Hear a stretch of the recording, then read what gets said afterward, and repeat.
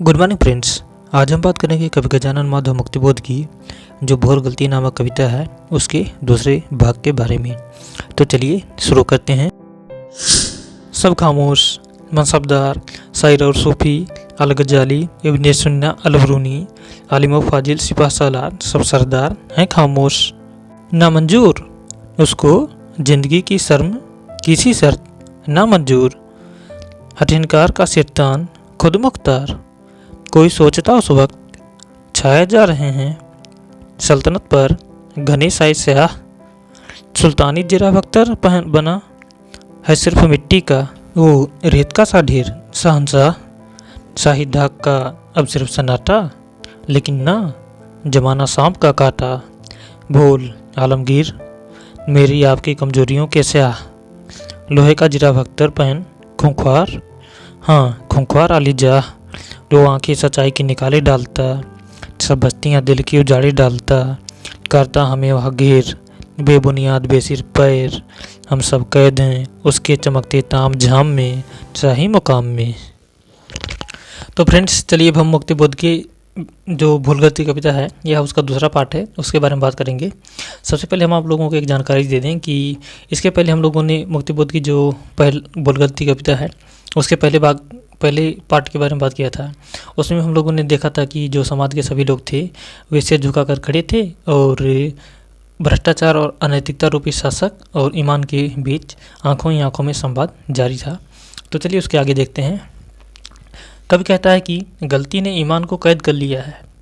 इस अन्याय को देखकर भी सभी दरबारी जुबान बंद किए हुए हैं। तमाम मनसबदार अर्थात पदवीधर, तमाम कवि और सूफी अर्थात संत, तमाम दार्शनिक, अल गजाली तसव्वुफ का दार्शनिक है। तमाम ज्योतिष, इब्न सिन्ना एक ज्योतिष था। तमाम इतिहासकार, अल बरूनी एक प्रसिद्ध इतिहासकार था। सभी ज्ञानी, आलिम फाजिल इस्लामी शिक्षा की डिग्रियां हैं जो बीए और एमए के समतुल्य हैं। तो फ्रेंड्स इसमें कवि गजानन माधव मुक्तिबोध यही कहना चाहते हैं कि ईमानदार व्यक्ति को यदि गिरफ्तार कर लिया जाए तो उसके बावजूद भी जो समाज के और लोग होते हैं जो बिल्कुल एक प्रकार से कह सकते हो घूस लेने का काम करते हैं, वो इसके खिलाफ आवाज़ नहीं उठाते। उन्हें हमेशा अपनी जो नौकरी होती है उसकी चिंता रहती है, लेकिन ईमानदार व्यक्ति जो होता है उसे किसी बात की चिंता नहीं होती है। यदि उसका सिर धड़ से अलग भी कर दिया जाए तब भी वह हमेशा सच ही बोलेगा। उसमें मुक्तिबोध यही सब बात करते हुए आगे कहते हैं कि जो ज्योतिष थे, मतलब तमाम जो एक प्रकार से कह सकते हो इंटेलेक्चुअल पर्सन होते हैं एक सोसाइटी के, वे लोग सभी लोगों ने अपने आप को उसके समक्ष आत्मसमर्पण कर दिया है। किसके समक्ष? भ्रष्टाचार और अनैतिकता रूपी शासक के समक्ष। चलिए अब आगे हम लोग देखते हैं कि सभी सेनापति और सरदार अर्थात सभी शिक्षित, सुसंस्कृत और नेतृत्वकारी लोग चुप हैं। दूसरी तरफ ईमान से कहा गया है कि यदि वह कुछ शर्तें मान ले तो उसकी ज़िंदगी बख्श दी जाएगी, लेकिन जिस शर्त को मानने में उसे शर्मिंदगी महसूस हो ऐसी शर्त मान कर उसे ज़िंदगी नहीं चाहिए।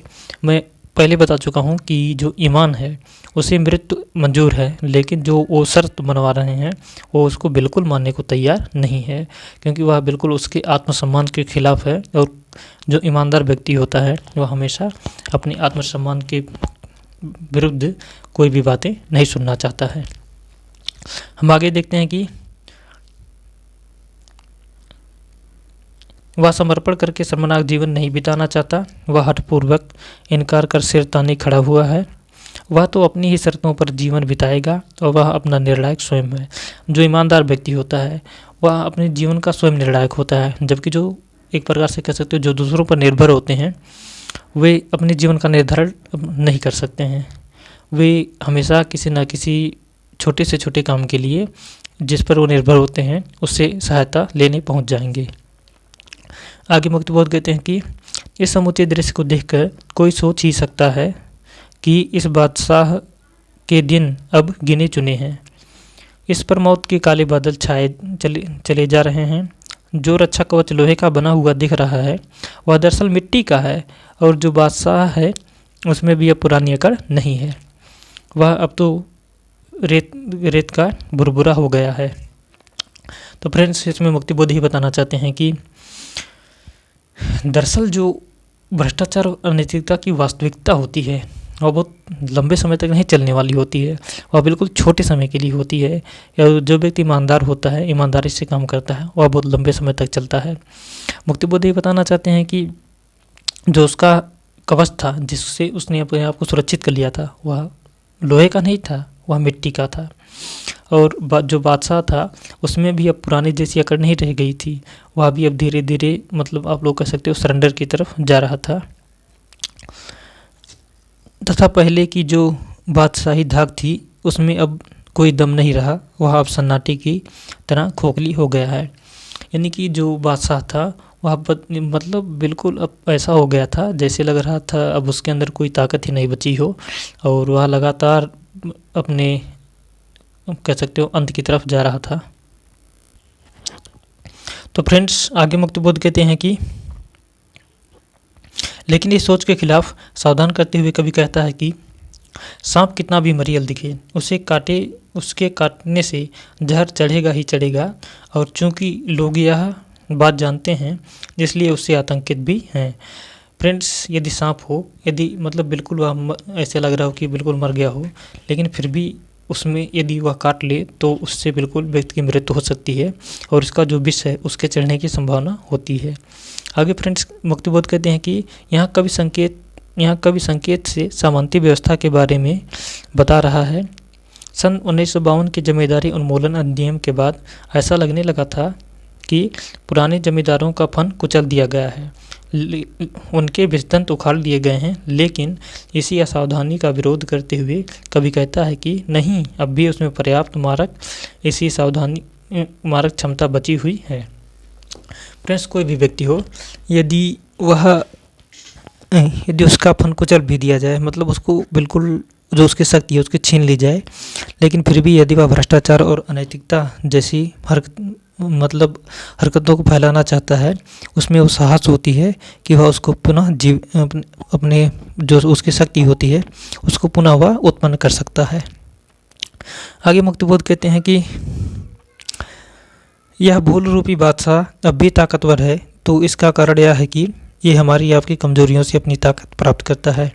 फ्रेंड्स यदि इसको एक एग्जाम्पल के माध्यम से समझते हैं, यदि आपको किसी ने एक झापड़ मारा और आपने उसे नहीं मारा, आपने उसे इग्नोर कर दिया, तो वह धीरे धीरे ऐसे करते करते एक दिन ऐसा आएगा कि वह आपकी बिल्कुल हत्या करने पर उतर आएगा। और इससे क्या है कि जो आपकी कमजोरियां हैं उससे उसको ताकत मिलता है। यदि आप जैसे एक झापड़ मारा था, यदि आप उसको भी मार देते हैं तो ऐसा होगा कि वह धीरे धीरे डर जाएगा और आपका विरोध भी नहीं करेगा। तो इसी को मुक्तिबोध कहना चाहते हैं। गलती का शासन इसलिए स्थायित्व प्राप्त कर लेता है कि हम सब अपनी कमजोरियों के चलते उसका विरोध नहीं करते हैं। जो भूल, गलती और भ्रष्टाचार और अनैतिकता का शासन है वह इसलिए स्थापित हो जाता है क्योंकि हम अपनी कमजोरियां हैं, जो हमारी कमजोरियां हैं, हम उसके खिलाफ जो हमारी कमजोरियां हैं उसमें हम आ पाते हैं कि हम यदि वह कोई हमारे ऊपर शोषण करता है, जो शोषक व्यक्ति होता है, तो हम उसके खिलाफ बिल्कुल बोलना ही नहीं चाहते हैं। आगे मुक्तिबोध कहते हैं कि शासक का जो काले लोहे का रक्षा कवच है वह हमारी आपकी कमजोरियों से ही निर्मित है, उसे पहनकर वह और खूंखार हो गया है। उस शासक की जिसे अलीजाह कहा जाता है, असलियत यह है कि वह क्रूरता से भरा हुआ है। ईमान को तो उसने कैद किया हुआ है, सच की भी आंख निकाल डालता है। सच्चाई और ईमानदारी का दमन करके ही गलती अपना शासन चला सकता है।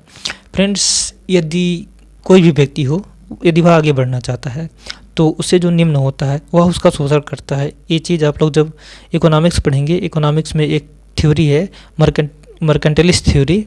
तो मर्केंटलिस्ट के अनुसार जो है यदि कोई व्यक्ति आगे बढ़ना चाहता है, यदि कोई देश प्रोग्रेस करना चाहता है, तो उससे जो कम प्रोग्रेस देश है उसको एक्सप्लॉइट करेगा। ये चूँकि इंग्लिश मीडियम मेरा था इसलिए मैं आपको ये इंग्लिश में बता रहा हूँ इकोनॉमिक्स।